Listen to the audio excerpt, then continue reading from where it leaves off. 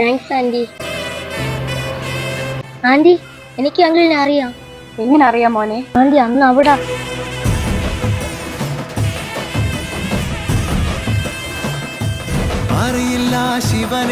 ചേട്ടാ, കുഞ്ഞിനുള്ള മരുന്ന് വാങ്ങാൻ മറക്കല്ലേ. പിന്നെ പെട്ടെന്ന് വരണേ.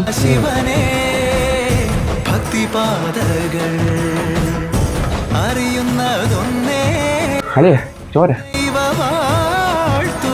ചോര